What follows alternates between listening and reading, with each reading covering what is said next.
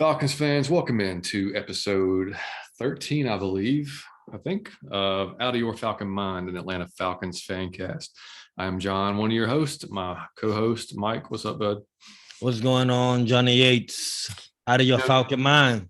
Dude, this week, I think we've both been going out of our Falcon mind this week, man. Man, I've been out of my Falcon mind for a long time, but especially this week. It is Thursday. It is Thursday night, and we are recording the review show of the Sunday's game. That's how you know, Ned, this is the time we usually do the preview show.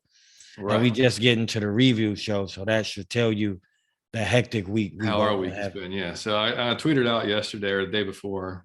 My days running together. I don't even know, but I just said that, sorry for the delay in the review. We're going to have it out tomorrow. Our actual jobs got in the way. The nerve of those. The nerve. So that's why I need y'all to donate, so I no longer have to work. Please help a podcaster. 1-800 help a podcaster. But it's one of those things, man. And I guess, and it could be, you could just say for in life in general, but especially when you're running a business, man, it's like when one thing starts going sideways, it's like everything starts going sideways. Not one thing can break per month or so. It's got to be, let's just keep on piling on all within like 4 or 5 days. And that's what happened with me. And I remember what you said, was it last episode or episode before about, had a bad day once and you decided, you didn't like it. You didn't want to do it again. I thought about that. And I was like, what? Fuck it. I can't do it. You got to mentally check out, buddy. So I just said, you know what, Mike's right. I mean, I'm going to do what I can and do the best I can and, smile about it because that's all you can do at that point. Man, eat some ice cream and watch some South Park, buddy. And try not to think about it. I'm telling you what, man. But anyway, we are here. We are finally here. We are recording it. So we appreciate you guys for listening to us, listening to this. We're actually going to do a little special deal just because of it being Thursday. We're going to go ahead and review the Jaguars game, probably not as in depth as we would have 3 or 4 days ago, but we're going to definitely give our thoughts on it because there's actually a lot to talk about with that game, to be honest, even though it was the Jaguars. But and then we're going to preview the Bucs game on Sunday. So this might be a little longer episode. It may not be. We're just going to see where it goes, and man, that's 2 specials in a row. That was the Thanksgiving special. Now the preview special. Where can they send the checks to, John? If they want to. No, I'm just kidding. 2 specials in a row out of your Falcon Mind podcast. Let's go. That's right. Now, on that note, before we get into anything, guys, just to give you our how you can get in touch with us, you can email us at atlfalconfancast@gmail.com. We're still taking emails or messages for anybody that we've said before that if you're not a Falcons fan from Georgia. We want to know how you became a fan. The where in the Falcon are you? Was what we're going to call it. What did you think of? Okay, where in the yeah. So that's perfect. Right. So we just want to know how you became a fan, how long you've been a fan, why he chose the Falcons, and all the self-hurt you want to cause yourself. But we want to know all that. So send us an email, send us a comment, message. If you want to be on the show, even possibly let us know that. We can maybe set that up. But we're going to start doing those after the season, probably during the playoffs. So, and also our Instagram is Out of Your Falcon Mind. Our Twitter is Out of Your Effing Mind. We have a Facebook group you can request to join if you want to comment on there. When I mean comment, I mean you can say, hey, I want you guys to talk about this subject, or I want you guys to talk about this player, or what do you think about this? Anything, literally anything at all to do with the Falcons, past, present, future, anything, draft, you name it, because we'll talk about it. If you want to tell me I'm gorgeous, I'm all ears. Exactly. Yeah, if you want to tell Mike you love his hair and you wish. I love your hair. I wish I had hair like that. Well, thanks. But just email the Out of Your Falcon Mind podcast, John, and I'll read it live on the air. Mine just keeps thinning, and it's not doing anything for me. The troubles of aging, buddy. That is shitty, I tell you. So that's out of the way. And what you were saying about the Thanksgiving special. So we haven't recorded since Thanksgiving. So, man, how was Thanksgiving? It was awesome. I want to say this before I get going here. The Thanksgiving special we did was amazing. If y'all didn't check it out, you need to go check it out. When you check it out, you will like it. So leave us a nice review and subscribe and leave us 5 stars, a 5-star review. Absolutely. I would appreciate it. We definitely would appreciate it. But my Thanksgiving was good. I kind of went on a date Thanksgiving at this girl's house with this girl's family. And I kind of did the smart thing. It was like the games was on, and I had no interest in this game that was on, but I didn't want to be at the table, so they couldn't grill me. So I made my plate and acted like I was so into the game. Like I was like, oh yeah. And I could care less, but I didn't get asked a lot of questions. How was it? I mean, how was the family? The family, I'm gonna tell you what they did that was mind blowing to me. That was really annoying. There was a kid in there, and I really don't care. So I'm saying this. Yeah. It was a kid in there that was the kid had a really smart mouth, right? And the kid was I want to say, this is hilarious to say, but the kid was picking on me. The kid was like 8, and the kid just kept picking on me. And nobody would, like, I can't come back with a comeback because then everybody, I look crazy, but nobody else said like, hey, picking on that little boy. Yeah, just like nobody's like intervene and say, hey, that's not appropriate. You don't know him or this. Hey, and it just went on and on forever. I got bullied at the Thanksgiving, but I will say this, ladies and gentlemen, my night ended extraordinarily well.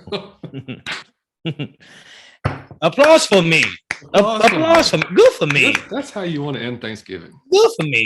You eat, you nap, and other good things happen. But it was awesome, man. Great food, man. It's always fun to be around family, even though it wasn't my family. Just to be around family, I like the vibe on Thanksgiving. Oh yeah, for sure. Yeah.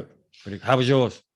Great, man. We after we wrapped up the show that morning, I went downstairs and food was almost prepared. Man, my mom came over, brought a big vegetable tray and some cornbread, and man, his mom brought over like some spinach artichoke dip and some lime chips, and I started getting into that. I was already I was already appetizer out before the meal even came. And then I hate when that happened. Yeah, I know. And then but I still destroyed the meal, and sat on my butt, man. I watched the end of the Detroit game and watched the Dallas game, which was enjoyable to watch them lose. And it was also enjoyable to watch the Saints lose right after that. It was a pretty enjoyable day. Yes, 2 teams I really don't like at all. And the Saints just got blasted, so that was really fun to watch at home. So that was great. So yeah, man, we had. I mean, later on. Did you have dessert? Yes, I had. Homemade pecan pie and homemade pumpkin pie. Both. Now, who made the pies? Amanda. Go Amanda. You can bake some pies, dude. Yeah. That sounds delicious. Yeah, it was fantastic, man. So yeah, I can't complain. It was nice. Had turkey for a few days after that, so I'm pretty turkeyed out now. I don't want to see it again for a while, but yeah, it was good. So getting on to the Jaguars game. What did you think, buddy? What was what we said? Oh, first of all, let me say, going into it, as an out of your Falcon mind first, Mike called the score. You predicted 21-14, man, and that's I did. What it was. I did. I called the score. Well, I've had psychic abilities for like 7-8 years now. It just comes out from time to time. It just come out on like every 3rd, 4th game. Yeah. But I had a feeling. But man, I'm gonna be honest. What I took away from the game, this is something that this is another first on Out of Your Falcon Mind podcast. I gotta get on Matty real quick. I was gonna do the same thing, but you go right ahead. I gotta do it. I love you, Matt. You're my favorite player, but you gotta get this smoke right now. Hey man, I've defended Matt Ryan every week on this podcast. Yeah. And it just dawned on me during that Jaguar game that some of the, I tried to chalk it up to maybe, y'all don't know the plays yet. It's kind of some miscommunications. But some of those passes that Matt Ryan is throwing are just horrific passes. They bad calls. He shouldn't even throw it. And the times he's missing open throw. Man, Kyle Pitts had a 3rd and 9, wide open. Matt Ryan just missed the throw. He missed Mike Davis when Tyson Campbell got that interception. It just was I can't even, and I know he's being rushed, but the balls he's throwing are clearly behind the man most of the time. Like he's throwing a lot of balls behind the person, just way behind, where the person has to stop on their route and turn around, like they can't catch it in stride. That's not like him either. It's not. So I'm just wondering, and man, we need Matt Ryan to do better. I'm gonna start the show like that, and I never do that, but it's been pissing me off, man, that he don't throw interceptions. Yeah. So it's all the interceptions and they on bad passes. I'll give you a pass on the ones that got bobbled or something crazy happened, but not on one where you just throw a bad pass. And it could be that I guess he trying to force it. He feel like it's no weapons and he got to let the ball go. But man, those are some bad passes Matt Ryan throwing. Yeah, I thought so too. And that's the first note I wrote watching the game, actually, was Matt not looking great today. And then I thought that would probably change throughout the game. It never really did. I mean, he did enough, but I mean, and he did enough. He's had a rough 3-game stretch, and I'll give him, those games against the Cowboys and in the previous game. I mean, that in the Patriots, I mean, like he got no help in those games from his offensive line. Now, on the flip side, in this Jaguars game, the offensive line actually performed pretty damn well. You actually had, now I'm not saying he was Tom Brady back there, but you had sufficient time. You had time. There was no reason for you to be missing the throws. Yeah, it was just some bad throws. And actually, Pro Football Focus they verified that because they rated him as the lowest player on our team that day. And he got graded during the Jaguar game? Yeah. He was the lowest graded player on our team.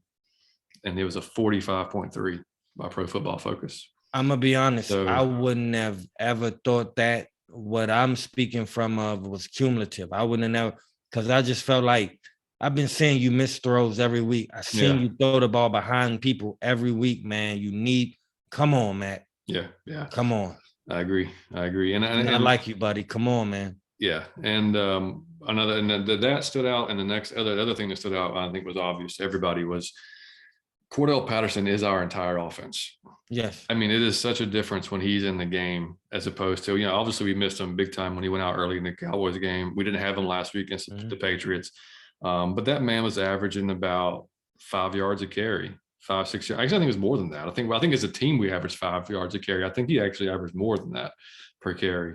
He was the first rusher to go over 100 yards since Todd Gurley in 2020. So, I mean, like it's been a while since we had a 100-yard rusher.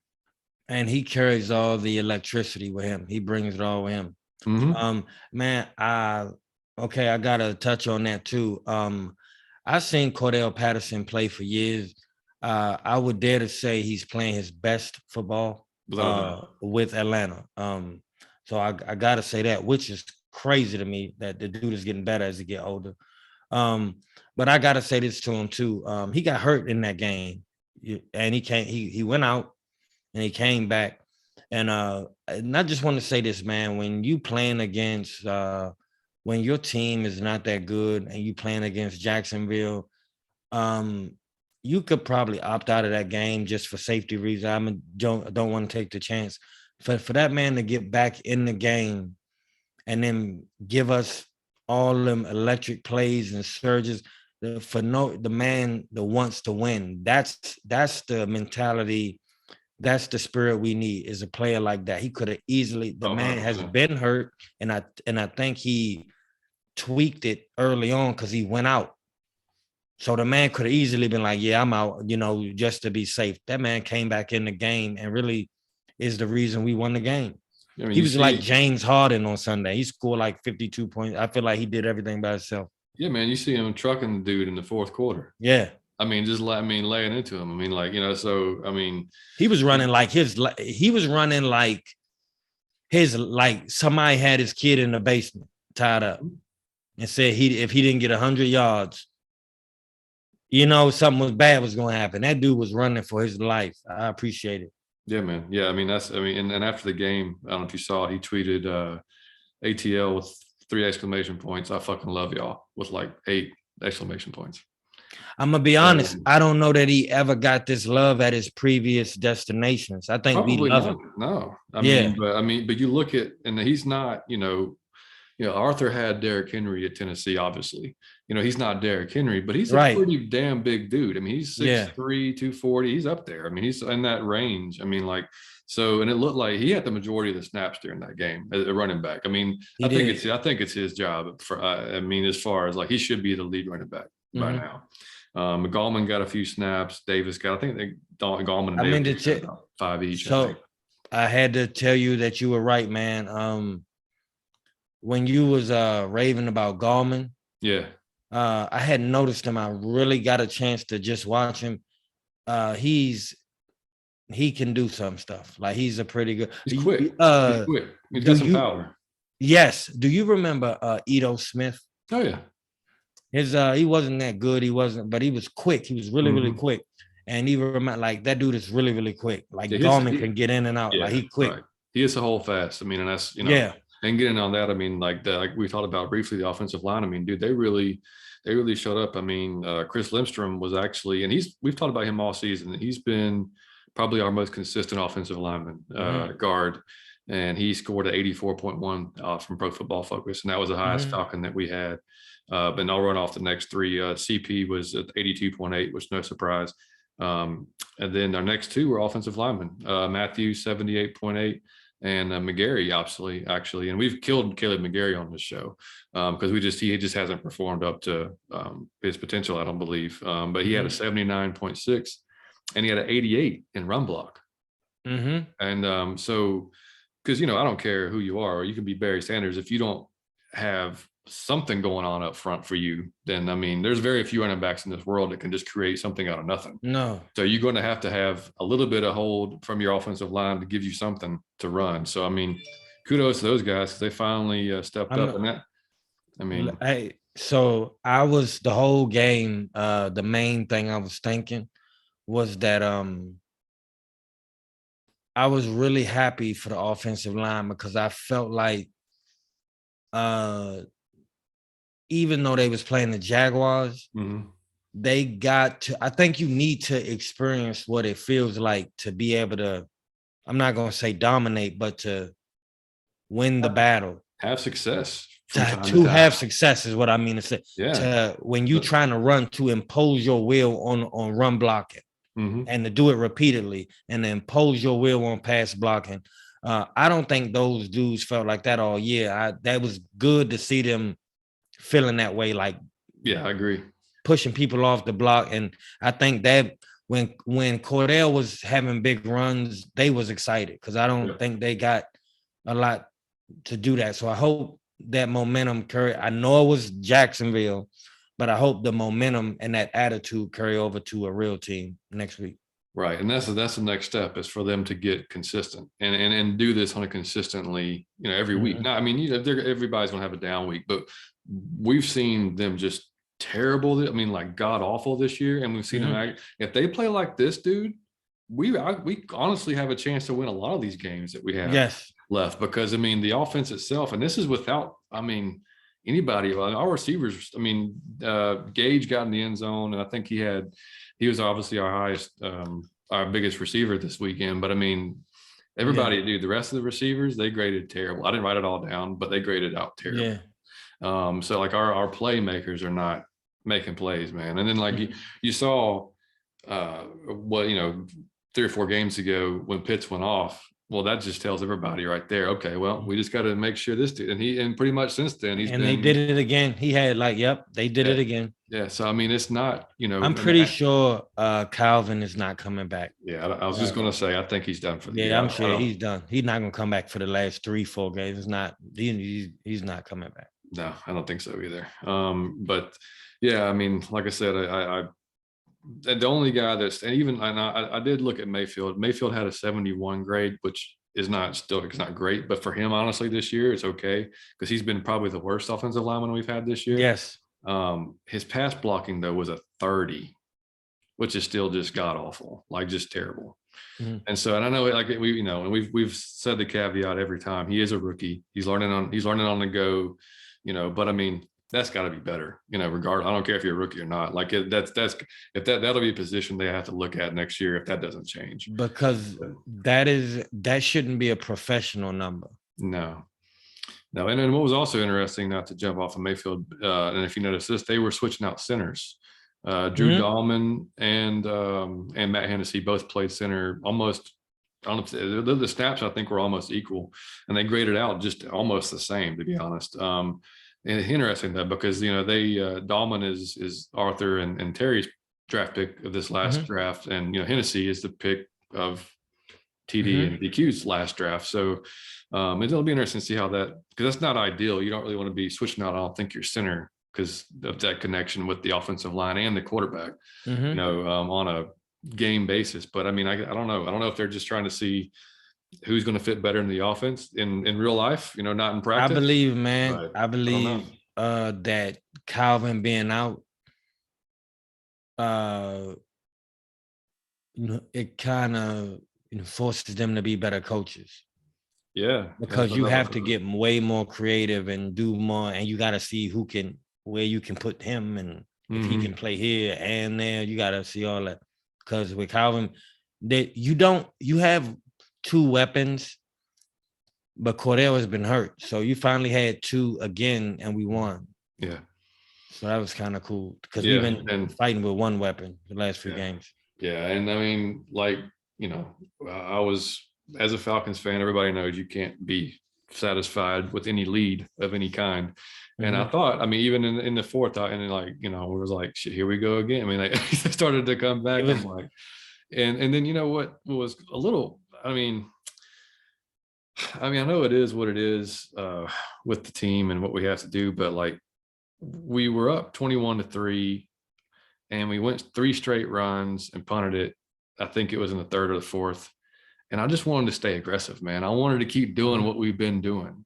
Like, because I mean, I understand you're up 21-3, but and the defense has been playing pretty well. But like, I don't want to see it change that much. I want to see them keep going after it and keep trying to get down the field.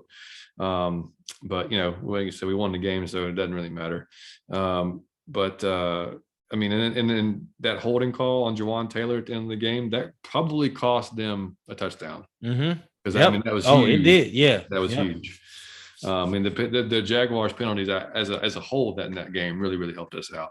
And we got to mention, we can't let it go unseen that Thomas Morstead, our punter that we picked up last week because Dustin Colquitt is on the COVID list, was the special teams player of the week because that dude just kept booting punts inside the 20 all game. And that's so big for your defense because then you've got it's so much easier for defense to defend a field that's 80 yards, 85 yards, 95 yards than it is for 50 or 60. And then he was probably working at Starbucks last week. I mean, and now you kicking former punts. Saints punter. How about that?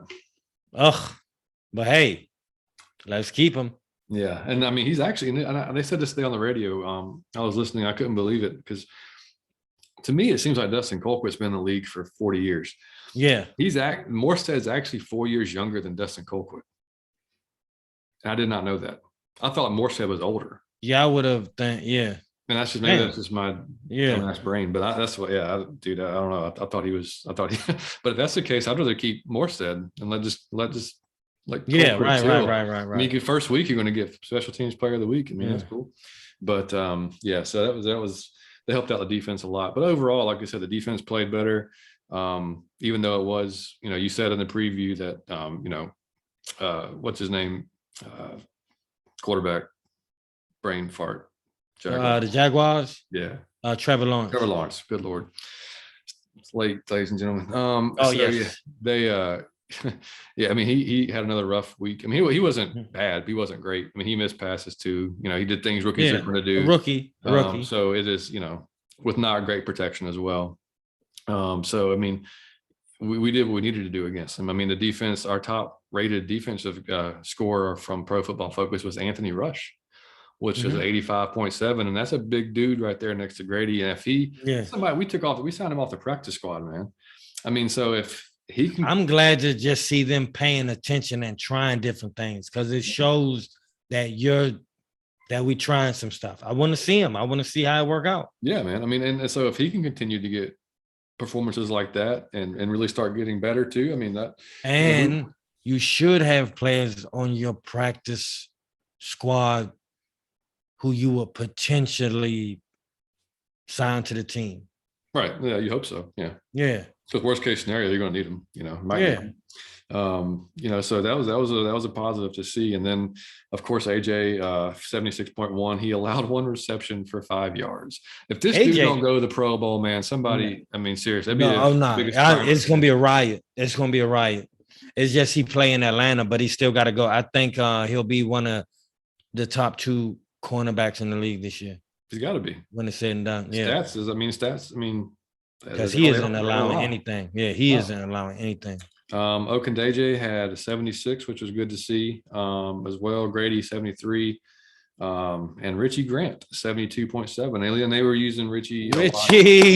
Yeah, how about that? He had a rough game against the Patriots, and then Richie paying off, man. Richie coming through. Yeah, he bounced back. They're using him a lot. I think I noticed at least during this game, and then maybe in the Patriots game too. I had to go back and watch, but kind of in the slot or in the nickel type position, and it seemed like that's actually benefiting him pretty well because that dude can play, man. I mean, I from what I saw, I didn't see much of him in college. I just basically saw the highlight reel like everybody else sees, but it looks like he's got what it takes. He's just like anybody else that's young, and especially probably young and learning DMP's defense in his first year in the league. It's going to take him a little bit to get in there. So yeah, it's a lot. So I mean, I'm not going to write him off for any reason yet. I mean, he's still got a whole lot of learning to do. So, but yeah, man, overall, I mean, I wasn't super confident going into the game as far as the run game, just like we never are, because we just normally can't run in the Jags had the 3rd rated rush defense going into the game. And so I didn't know that either. And I wouldn't have never guessed that. Yeah. And they were only allowing like 3.9 per carry. And we went up there and ran against 5 yards a carry against them, which is the best we've had probably this season. Yeah. Because we've been in the 1 to 2 range. Yeah. for the last 3 or 4 weeks. Yes. But yeah, so that was a plus, man. So, I mean, we closed. And we gotta give a special a shout out to Russell Gage, man. He be coming through sometimes, man. Yeah, I mean, he's all we got right now. So it's like it's like coming home and your stomach growling, and it's just fish sticks. He's fish sticks. Like you'll eat him, but really like it. Yeah, like. But what I say is it cures your hunger. He is curing the hunger. He is getting the job done, man. That dude, he made a few big receptions on Sunday. Thank you, Russell. Yeah, well, then he's got to look at it like any of these guys that are thrust into these positions kind of out of nowhere. It's opportunity for him. It really is. So every ball you drop and every ball you catch. And so I seen Russell drop a few in previous games. Yeah. So Sunday I thought he played pretty well. Yeah, I mean, the other guy. You need Russell to come on. Yeah, I mean, Zacchaeus wasn't very impressive. Sharp wasn't very impressive. Nope.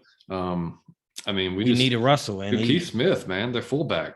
I think he was rated up there. He might have been in our top 5 or 6 for PFF. That stiff arm was. Whew. Hey, listen, I'm gonna tell you, man. He one of my favorite Falcons.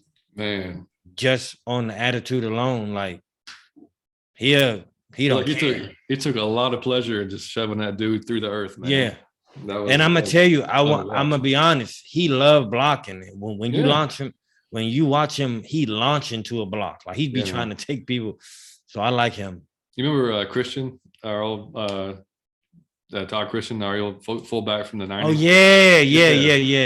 That dude, he could block, man. Hey, no, I'm gonna tell you who I used to love, who never really got his props. If y'all real Falcon fans, you know what I'm talking about. I always thought the dude was really good, and we never really. You remember Jason Snelling? Oh yeah, running back. yeah. Yeah, The dude ran hard, man. He was ran hard, man. I used to love Jason. Yeah, him, Obi Mahaley. yeah. Yeah, I used to love Jason. I felt like he used to run real hard for us. yeah, he did. So yeah, I mean that was So that pretty much covers the Jags game, man. I mean, like I said, we got and we won. And we won. Well, we it was the Jags who kind of are what they are. They're not a great team. We needed to win badly after those 2 losses that we had. We needed to score points. We did, so hopefully, like you said, the offensive line can take this momentum into the next game against the Bucs. And Matt can have a better game against the Bucs, and the defense can take that momentum into this game as well. So making that transition, I have a question for you. On Sunday against the Bucs, do you think that the Falcons played the Bucs better than they played them the first time, or do you think the Falcons played the Bucs worse than they played them the first time? Remember the first time, the first half, we was kind of kicking their ass a little bit. Yeah. And then they just got away from us at the end. No, man, you know what? I think we will play them better because, I mean, that was a little earlier in the season. I mean, these guys they've had some. You're not going to, at the end of this season, you're not going to be able to say that these guys haven't ran through almost every bit of adversity that they're going to encounter. That's true. They've had, those 2 weeks that we just had, man, I mean, that was embarrassing. As a professional, that's got to be just like humbling to the nth degree. Like, Jesus Christ, we just got our ass handed to us 2 weeks in a row. What are we doing? So I think in the show, like I said, I mean, there's the Jaguars, but still to come back and show the fight that they did and actually, from every position. And like you said, man, Cordell, that energy is contagious, man, around the priceless. So, I mean, like if he's out there doing that and you've got other guys like stepping up on defense that, haven't in the past, or new guys that are showing out that, haven't been able to this season. I mean, I think all that stuff leads now. And that's an interesting fact because the Bucs are kind of a weird. So looking at their last 3 games, they lost to Washington, 29-19. They go out and smoke the Giants, which is, they're not a good team, 30-10. And then they were in a dog fight with the Colts last week. I watched into that game too. And the Colts had that game won, and they just scored too early and gave the GOAT too much time to get down the field. So they pulled that out at the end of the game. So, I mean, you look at a team like Washington beating them by 10 points. Washington is not a great team. They beat us, but that's a team that we've talked about this before. We had them beat and should have had them beat. And it's the NFL, and it's weird. Anything can happen. But I mean, I don't think we're going to beat the Bucs this week because they're still just a far superior team than we are. But I do think that we'll hang in there. I don't think it's going to be like a Cowboys or Patriots thing, in my opinion. I think we're going to score a little bit. It's going to do. The Fournette goes off like he did last week, though. I mean, the man's got 7 touchdowns on the year. He had 4 last week against the Colts.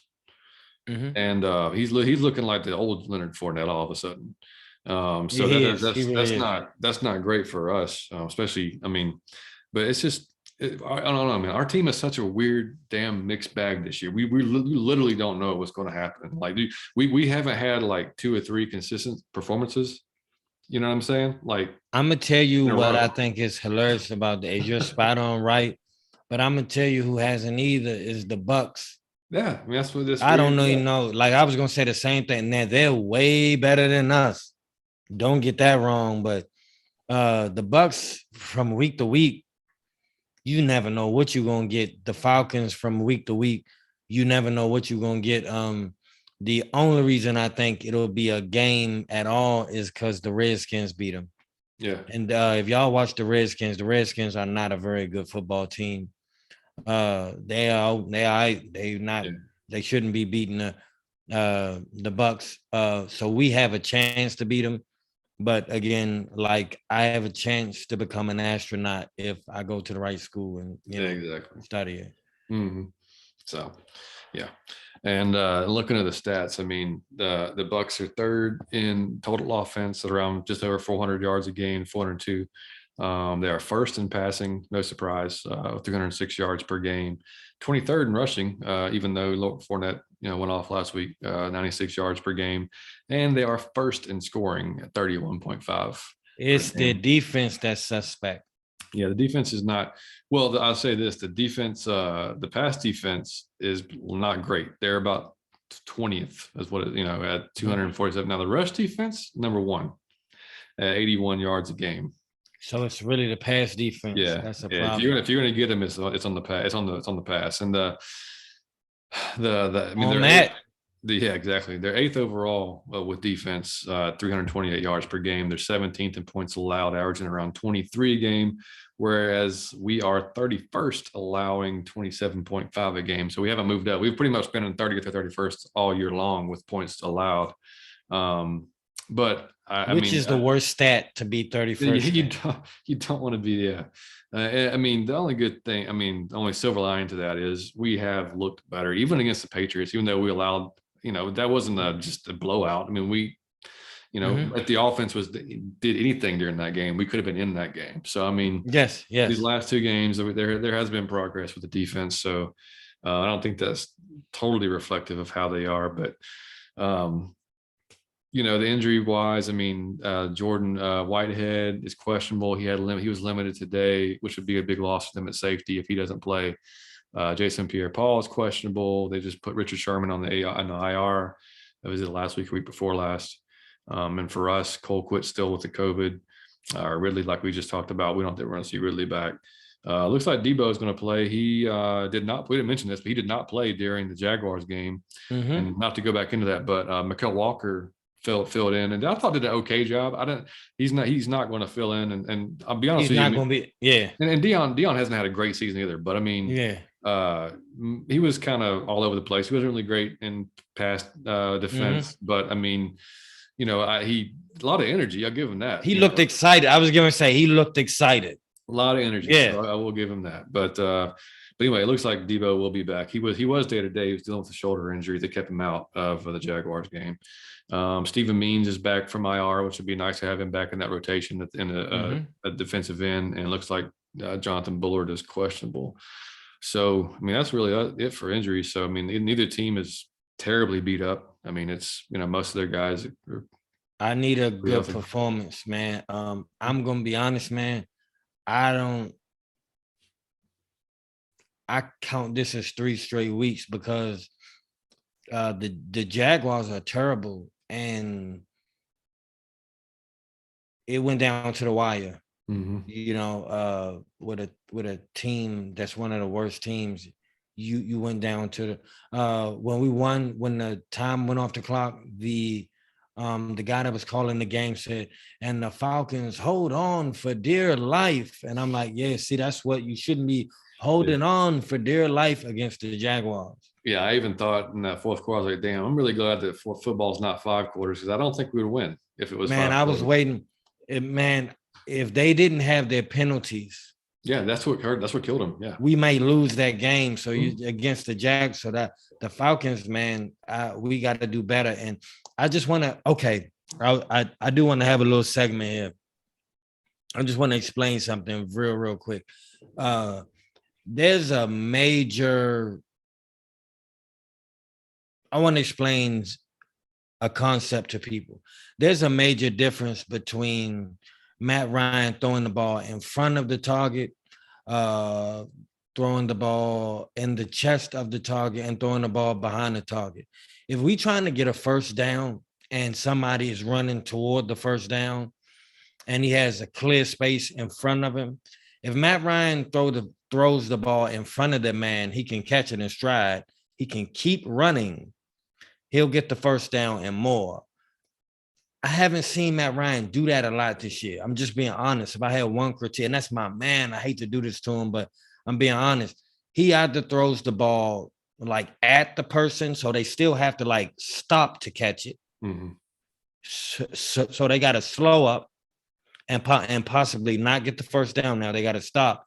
Or the amount of receivers I've seen had to reach behind themselves to catch the ball, and some of them caught it, some of them didn't.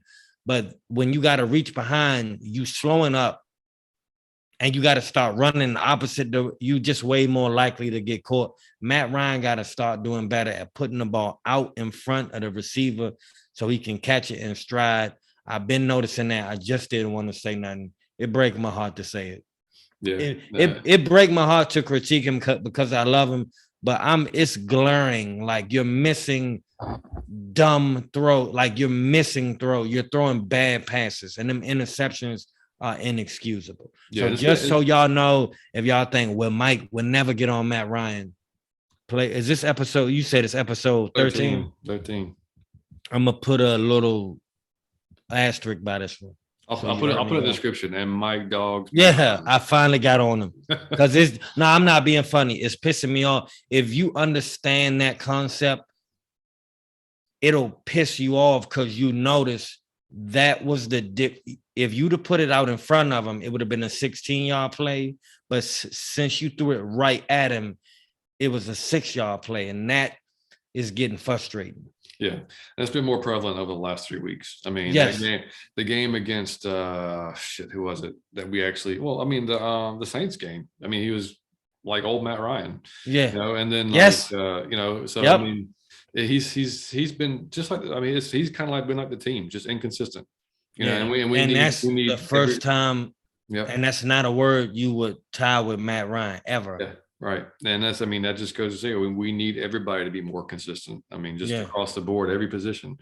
So I got a question for you, John. Mm-hmm. So far this year, who's your offensive and defensive player you feel like has been the most consistent every game, brought it, offense and defense? Easy. CP and AJ Terrell. Yeah. I mean, I got it. Yeah, we're not even. I honestly, man, and this. I mean, I may be just out of my mind, but I think if we don't have Cordell on this team this year, you and I are talking about the first, second draft pick coming up in this draft. I'll tell you this: I believe if you just took off Cordell and AJ, you're probably talking about 1 or 2 wins. Yeah, for the year. Yeah. Because AJ's locking down, they're number 1 every week. If you took them 2 off the team, there's nothing else. I mean, not to say there's nothing else, but we would have 1 or 2 wins. Yeah. Like I said, we'd be talking about we're who we're going to draft number 1 or number 2. And I'm gonna tell you what I think is crazy. I honestly think. Wait a minute, is that your 2 as well? I mean, what? Your 2? If you were going to pick MVP, defense, offense, is that who you'd pick as well? Yes. Yeah. You have to, I think. Yeah, not even close, really. But I'm gonna tell you what I think that a lot of people don't understand. What I kind of be dwelling on, but I don't want to make it a bad thing. Is that I really do dwell on. I do believe that if Calvin really was on the field, our season is going different. Yeah, I don't disagree. Because I believe that if you have to respect that, we score a lot more points per game. Just because he's on the field. Like, I just think all those games where our offense sputtered out and just couldn't do nothing, that doesn't happen if Ridley's on the field. Yeah. I think we win 2 or 3 more games than we have if Calvin Ridley's on the field. And man, at the end of the season, it'll be 5 or 6 games. I think the whole season would have gone different. It is very. But possible, it just sucks because I don't want to rush him back, man. But like we really needed you, dog. Yeah, I mean, if you lose your number 1 receiver, I mean, it's going to have an effect, a bad effect. I mean, especially when your when the drop off is as steep as it is. That's a good point. From 1 to 2, that's when it's going to hurt you the worst because most teams, at least you can. Your 2 is maybe not that far behind your number 1. Like ours is way the fuck behind our number 1. Yes. Like it's not even close. Yeah. So I mean, because Ridley might be one of the best, maybe the best, even route runner in the league. I mean, yes. I mean, that's not just me saying that. I mean, Matt said that. Other players have said that. So I mean, it's. I don't know. I agree with you, man. It's gonna be interesting to see what happens with him because I mean, what direction the team goes after this season. I'm gonna be honest. I mean, hopefully he's in a good state of mind and he gets better and everything's just hunky-dory. I'm gonna be honest. I mean, I don't know. I think he's gonna have to. I think it'll rest on if they feel like this was a one-time thing, or is this continue. I think he's out of here if they feel like you do this again, because business is business, and even if you like him as a person, you doing bad business. Like, you're not. We paying you to do something. No, it's dude. It's harsh. Yeah. I mean, it's hard because, in like, today and age, and I mean, mental health has never been at the forefront like it is now. Mm-hmm. Just in general around the world, right? So, I mean, it's something like you tiptoe around because you don't know. Like we talked about before. We talked about it the week that he went out. Like, it's not something that we're going to sit there and say, well, you should be this and you should be doing that. We don't know. We don't know what's going on in his head. We don't know what he's experiencing. It sucks for us as fans because yes, it's our team that is hurting. But, as a human being, we hope that he is getting the help that he needs and he's getting better mentally. Because I mean, I would love to have him, and that's the thing with some of these, with mental health problems. It's just like anxiety, for instance. Okay. I mean, I'll just be real with you. I had anxiety. I suffered with it for a while when I was younger. And I mean, and it would be times when it would pop up out of nowhere. And I would have no, and like when it first popped up, I had no idea what the hell it was when I had an anxiety attack the first time. I was like, what is going on? So some of these things, man, are just not controllable. You don't know, like I don't, and I hope it's not, something like that. I hope it's just maybe a confidence thing, maybe, because, before he got hurt, he wasn't having a great year. Right. Dropping more than usual. Just didn't something. He was running the wrong routes. Yeah, just something just seemed off. So I don't know, maybe it was a confidence thing, and he just got to get his head right, or like we can't even speculate because literally nothing's been said about it since he gave a statement and took the time off. And so soon it'll be, like I said, it'll just be interesting to see because that'll be a big, if he's not going to be part of the plans going forward, then obviously the wide receiver is going to be a big ass need for us going into next big ass problem. I'm hoping that man come back. Man, you take the year off. It's not too many things that you can't solve in a year. Yeah, so, I mean, I hope he gets. Yeah, exactly. I don't even care the rest of the season, man. Just take it off. Go ahead, man. Take the rest of the season. Get yourself better, and let's come back next year, and then hope everything is good to go. But yeah, so I mean, anyway, going into. Can you believe this season, Calvin Ridley and Julio Jones not playing? Isn't that crazy? Well, actually, no, I can kind of believe Julio, and I'm not going to hate on a man because I love him. Nah. but like at the same time, they not playing. Man, I knew that. Look, man, we saw last year and the year before. I mean, he just wasn't on the field enough. And that's awesome. I mean, and as hard as he played, I mean, his body's going to start breaking down at some point. And it's, I mean, that the foot. It got to be frustrating him because when he's healthy. Which I'm gonna be honest, he rarely is 100% ever. But when he's about 90, when he get in that range, Julio Jones is arguably the best receiver in the sport. So I gotta be frustrating him. He's probably like if you were to design a receiver in a lab, like that's who you're going to design because he's big. He's got speed. I mean. So listen, I gotta tell y'all, I saw the coolest thing on him one time when he was a Falcon. A lot of people were arguing who was the best receiver, and people were saying Michael Thomas. Some people were saying Odell Beckham, Antonio Brown. The conversation was being had. So they asked the cornerbacks. So they got 13 of the league's best cornerbacks, and they asked them all. Now it's hilarious because they all in the same room. So they in the same room and they in the same shot. And they just ask them, they ask at once, like, who do you all think is the hardest person to cover in the league? In unison, without a breath, Julio Jones. Julio Jones. They all said Julio Jones. That should tell you something right there. I think that they think like, you're taller than me, you're faster than me, you're stronger than me, and you jump higher than me. What can I really do if the ball is thrown properly? Right. You can't jam him at the line. I mean, you're going to throw your ass off. And I No. mean, and you can't hang with him. Dude, he caught a screen pass one time. This is Alabama. He caught a screen pass. I think it was against LSU. We'll have to ask Chris whenever we do the next New Orleans preview show. Yeah. Because he's a big LSU fan. Yeah. But dude, it looked like everybody else in that field was standing still, man. He caught a screen pass and took it. I forgot how many yards. This is so damn long ago. I can't remember. But dude, it looked like, I mean, I was just like, I was in awe. I was like, oh my God. I mean, but just to see a dude that size, you know, that tall, running that fast. I mean, I really, like I said, I mean, I was, like I said, one of his biggest fans, but still am. I mean, I just, you know, I love what he did for the team. I just love him. Sucks that he, you know, he couldn't stay on the field again this year, you know, but then it's, like you said, it's got to be driving him crazy. But yeah, to finish up on the Bucs, man, you know, like I said, we know we've never beat Tom Brady, John. Nope. The Falcons have never beat Tom Brady. Yeah, and they we know what they're going to do. It's not, I mean, it's nothing that's going to be shocking. I mean, they're you know, Godwin is their leading receiver. Fournette's going to run the ball. You know, on defense, you know, Devin White's going to be flying around making tackles. Got to watch out for Shaquille Barrett. He's leading the team in sacks, 7.5 sacks. He is a beast. Yeah. Shaquille Barrett is a animal. Yeah. So, you know, we know it's not going to be any surprise, man. I think they're probably going to.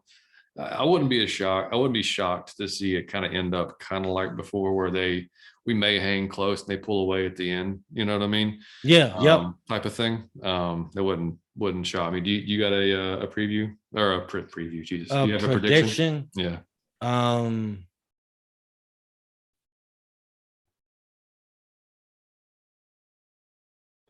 I don't believe in the offense. I'm thinking we score 17 and they score 14. I mean, I just I can't. Man, I really thought you were gonna be like that. We scored 17 and they scored like 42. No, I'm not. I can't go against. Once. I thought for once you might do it. Right, my Falconness will not allow me to go against the Falcons. So I will say 7. And again, I gotta say this. That's the same way I view the Falcons. Like, man, anybody can show up. If y'all been watching Tampa play, they do that shit too. Like they have not always looked like Tampa. The Redskins are not a good football team, man. They beat them. So I was trying to figure out a prediction for this, and I was in between putting some numbers on the wall and just throwing a dart and seeing where it landed, because that's basically what I'm doing right now. Yep. But so I'm gonna go Bucs 27. Which is probably being conservative. I think they're going to actually maybe score more than that, but whatever, it doesn't really matter. I'll go Bucs 27, and I think we're going to get about 13. So I want to see the offense perform against.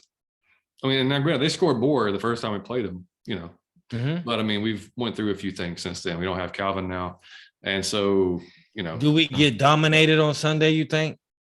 I don't think dominated. I think, like I said, I think we hang in there and they probably pull away at the end. I got you. Maybe, like, you know, we might be in it in the third, and then, like, you know, they kind of. I don't think it's one of those like games over by halftime type deals. I don't think it's. I think, man, we couldn't. I don't believe the team psyche can withstand another one of those. I don't either. I don't think it's gonna. I mean, with what they did against the Jaguars, I mean. And it's I don't care, they suck, but it's an NFL team, and they came in. Like you said, they could have came out and not been very invigorated or ready to play, because they just got their ass whooped 2 games in a row. Now it's the Jaguars, but they came out, they got the job done. So I mean, you know, and then that's one thing I will say. We didn't talk much about the press conferences this week, but Arthur Smith, man, he's relentless, man. Like, and I mean, that's how you want your coach to be, even though he knows that what exactly was in front of him. He knows exactly what kind of players and talent he has around him. He doesn't care. He's just going to go out there and try to, I mean, like you want your coach to do, win every game however he can. So, I mean, I expect him to have a good game plan, and the players are going to have to execute it. The offensive line's going to have to show up and do what they did against the Jaguars. If they don't, we won't have a chance. But if we can run the ball, our run game won us that game. We had over 100 yards rushing, and we won the game. And when is the last time you saw a balanced Falcons offensive attack? Exactly. When is it's been I years. think we threw 4 more times than we rushed. See what I'm saying? Because you can do that and because I can run and I can pass. It's not just, we're throwing this ball because we only getting 1 yard per rush. Like Arthur Smith said a few weeks ago, you can't become obvious. If you become obvious, and it's over. Yes. It's over. So that's I don't know. Like I said, that's just a shot in the dark, man. I couldn't tell you how this game was going to fall out, but we'll see what Liam's got to say since he is back for this week's pick. All right, Liam. 11-year-old. So what do you say, buddy? Well, $20. $28, $20. Mm-hmm. All right. $28, $20. I'm confident we stay in there.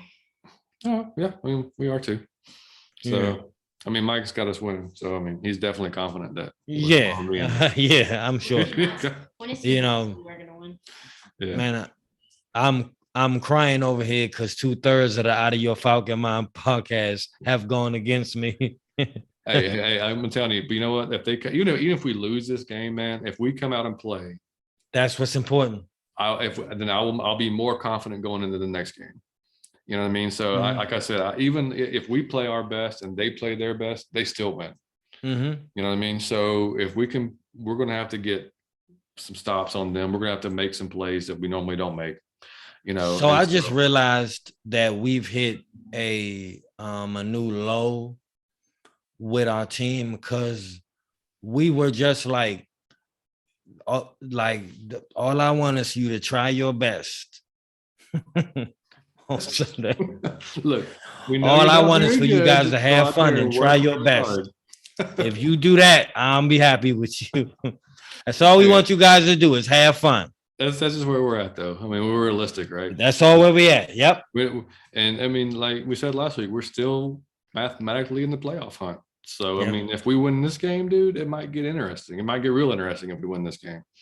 So, can you imagine the Falcons in the playoffs? No, not really. Me neither. Yeah. It would be hilarious, though. Yeah, and you're gonna have the same group of fans. If we did happen to win this week, why y'all winning, man? You need to lose this game to get. Every time, every year, drives me insane. Because if you know what, if you're, I'm not going to get off on a tangent on this, but if your head coach and your GM are good and they can evaluate talent, it doesn't matter where you draft. They're going to find talent. Great point. I mean, I want my team to win. These people kill me, man. You don't ever want to, the spirit of losing is infectious. You don't ever want to teach that or spread that on purpose. Like, we all gonna not try today and lose on purpose. No, nobody bust their ass to try to win every week. Yeah, I don't give a shit what they're gonna. No, I mean, they got bonuses on the line and all type of shit that you don't know about, like clauses in their contract. Ain't nobody just trying to sit on their hands and lose a game. Absolutely not. Yeah. So, I mean, that just cracks me up because it's every week. Well, when the Falcons are having a rough season, that happens around mid-season. It's just that group that's like, okay, let's just lose every other game. No, let's just not do that because just lose out. Yeah, that's ridiculous. So, and before we go and close out the show, do want to mention, if you guys have not seen, I haven't had a chance to watch it yet, but I'm going to, on YouTube, the 30th anniversary of the Rudis team, 1991 Falcons. Jerry Glanville is being interviewed. It's going to be a former player. Did you watch it? I've seen it. All right, so I got to watch it. Was it good? Nate, what are you talking about? The 30 for 30? No. It's the 30th anniversary of the Rudis team, 1991 Falcons. It's on YouTube. Now, I don't even know what that is. I don't know what you're talking about. Yeah, it just got released this last week. I gotta check that out on YouTube. Yeah, so I haven't had a chance to watch it yet, but it's the year that we started watching, man. To be honest, that was the year I started watching. It was the most fun team in the history of sports. Yeah, so Glanville's on there. They got former players, so it'll be Jerry Glanville. Now you say, is this on ESPN? YouTube. Oh, YouTube. Okay. Yeah, so just send it up. Yeah, so it's got 3 parts, I think. So we'll watch it in each part. Okay, we'll watch that and report back on the next show. I was gonna say we should watch that and bring it back. Y'all gotta go watch that. And I saw one. I don't know where I saw mine. It might have been a 30 for 30. There's something on the 91 Falcons. I forgot where I saw it. It was amazing. Might be, yeah. There's so many 30 for 30s, man. I lose track. 30 for 30 is amazing. You can Awesome. Randomly pick one of those. Oh, yeah. Yeah. Did you see the Ric Flair one? I'm not gonna get on that. I did. It was awesome. Yeah. Shit. Yeah. That dude, man, talk about like living the But I think it's so dope because he popular with kids today and he don't even wrestle with them today. I know. Yeah. We talking about somebody that's like lived the gimmick, man. Like he lived Ric Flair. Like he didn't know anything else. He became Ric Flair. Yeah. Because he was being it. Yeah. Mm-hmm. So all right, guys, we don't want to get off on a wrestling tangent here. But no, look, we have fun with this one, man. That was we reviewed the Jags, we previewed the Bucs. This is hopefully, like I said, most weeks we'll have an actual show for each one, but this week we just happened to be slammed at work, both of us. So we had to do what we had to do, but we got the show done. So we got it done and we won. And I criticized Matt Ryan. I mean, 3 for the price of 1. I mean, come on now. That's right. So yeah. So if just again before we go, you guys reach out to us, ATL Falcon Fancast at Gmail, Out of Your Falcon Mind on Instagram, Out of Your Effing Mind on Twitter. Hit us up anytime. Give us some comments. Like Mike said, leave us a 5-star review if you're listening on iTunes. Which, by the way, according to our analytics with Anchor, that most of our listeners are listening on iTunes. So if you are, hey man, that 5-star review, that'd be great. Just go on there and click that for us. Man, it will literally take you 3 seconds. It won't cost you anything, but helps us a lot. That's right. You can just click the 5 stars and that's great. It submits it. And if you want to write us a sentence or two, and like, that's even better. Because if you do that, we'll actually read it on the podcast. So we'll shout you out on the podcast for it, because we do appreciate that very much. And Mike, you got anything else, buddy? I am going to sleep. I wish all you people well. I am out of my delirious Falcon mind at this time in my life. Go Falcons, man. I just want to rumble with the Bucs. I just, like John said, just want to rumble. And I do want to say this, man. Thank y'all, everybody that been listening, writing in, commenting, rating and reviewing. It mean the world to me and John because we have a blast doing this. It get better every week. We just really appreciate it. That's right. I couldn't agree more, man. And like you said, go Falcons. Let's get a win. Keep the momentum going. Maybe make a playoff run. Who knows? Super Bowl, baby. Positivity, damn it. Positivity, baby. Super Bowl or bust. That's what I'm all about. But boys, that is Out of Your Falcon Mind, episode 13. We will catch you after the Bucs game, hopefully on Sunday, for a review. And we will be back at it next week. Thank you guys for listening, and we will catch you later. Peace. We out.